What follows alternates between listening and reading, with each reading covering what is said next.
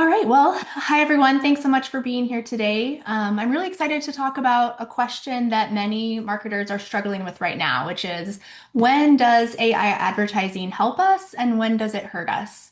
So our team here today, we have Heather and then my co-author Jeff Carlson at University of Richmond was also on the research.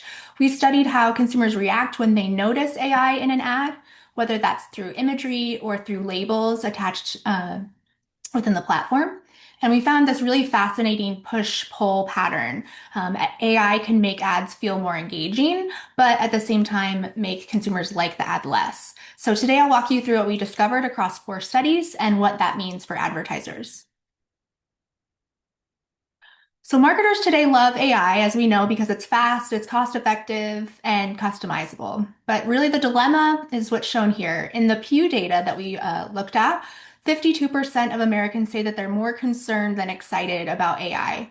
So when it comes to consumers realizing that AI played a role in the ad, they don't always think, wow, that's so cool, but they actually feel pretty uneasy about it. So this tension, creepiness versus convenience is really the starting point for our research. To understand consumer reactions, we introduced the idea of AI salience. So AI salience simply means how much a person notices or believes that an ad was involved or the AI was involved in creating an ad. So this can happen in 2 ways. It can either be done through imagery that looks synthetic or highly polished, like you see on the left, or through disclosures like created with AI that you see on platforms like TikTok, Facebook, etc. So importantly, even if the ad wasn't made with AI, consumers will often assume that it is. So that was a really kind of a tricky part of our research. Perception alone is not enough to trigger reactions. So to explore how consumers react to AI in advertising, we conducted 4 complementary studies that included field data and experiments. We'll talk about briefly those 4 studies today. The first was a study where we had consumers describe and rate how AI ads made them feel. Then we looked at a content analysis, sentiment analysis using real world Facebook data. Then we conducted a controlled experiment in the beauty context and then followed that up with a replication within the healthcare context. So this mix of methods really let us look at emotion, engagement, and then also downstream attitudes. So our central idea is that AI creates this push-pull effect. So on one hand, AI sparks interest. People can lean in, they click, they comment, they use more words. But AI can also trigger negative reactions, negative emotions like worry or disgust or distrust. So that can lead to reactance, meaning people mentally resist the message. So that reactance actually ends up making them like the ad less. So the basic idea of our theoretical framework is that AI gets attention, but not necessarily conversion. So our first study, we really just asked people, how do you feel about AI ads?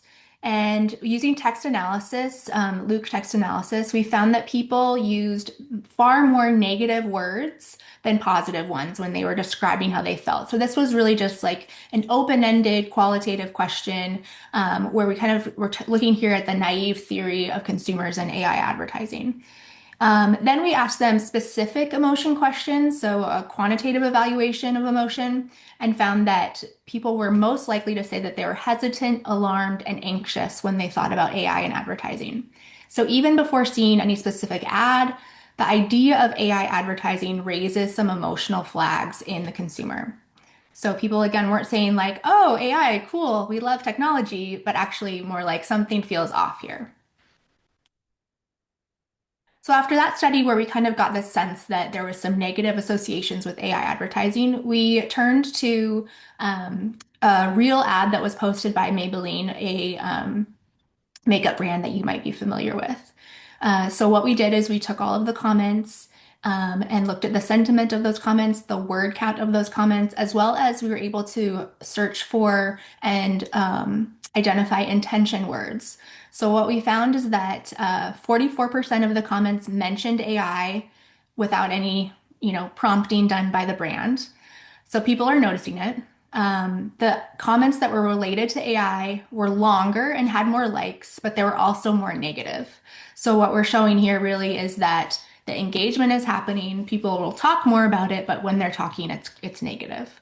Um, so this is great for engagement metrics, but not so great for conversion and ad attitude. So moving on to study two, what we wanted to do was look at different types of AI use. So looking at both AI in a human context, a model context, and then AI within the product context. So we had four conditions here.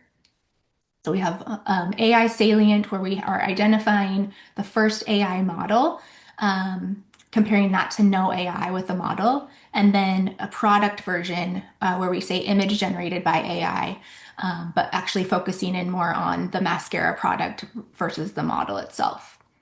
So the pattern that we found is that AI labels, just like we found before, increased engagement, but ad attitudes decreased when it felt AI generated, particularly when there was a model, which makes sense. When there's a human face, it seems more uncomfortable to the consumer. So you can see that, the ad attitudes were, most positive when there wasn't AI used, when compared to the AI salient model. So that was really the kind of the biggest hit by the brand.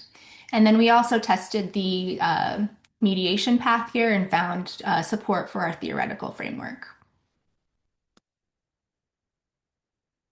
And then the final study, we wanted to look at a different context. So we had kind of focused on beauty category previously and wanted to kind of raise the stakes and look at a healthcare ad. So this is an industry where people generally trust technology.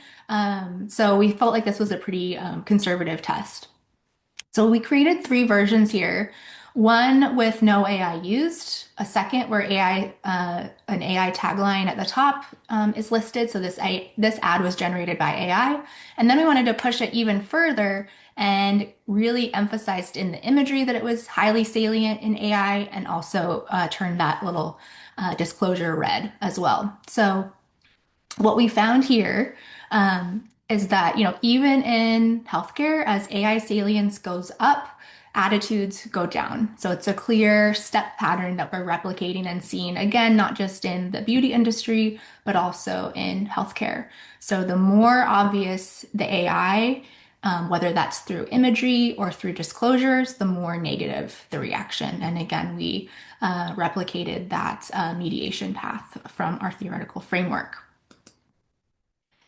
So just to sum up here, we, across four studies, just found some really consistent and interesting results that AI captivates people, it hooks their attention, but it also provokes unease, really when it feels too real or is in that human domain that we really don't really want to see that uncanny valley vibe.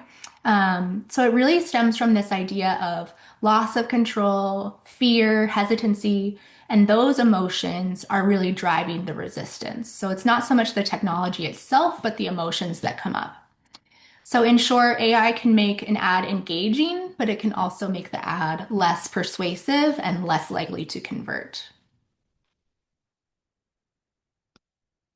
So what does this mean for marketers? The great thing about this journal is that we have a lot of, great implications for marketers, and I was so grateful to have Heather on the team. She's a marketing practitioner, so she was always encouraging us to remember kind of what we can, say to marketers in the real world beyond academia. So what are our recommendations? How should we take away some practical takeaways? So first, testing. Really testing AI salience before launching, conducting A/B testing. Some AI is fine, but we've seen that too much can backfire.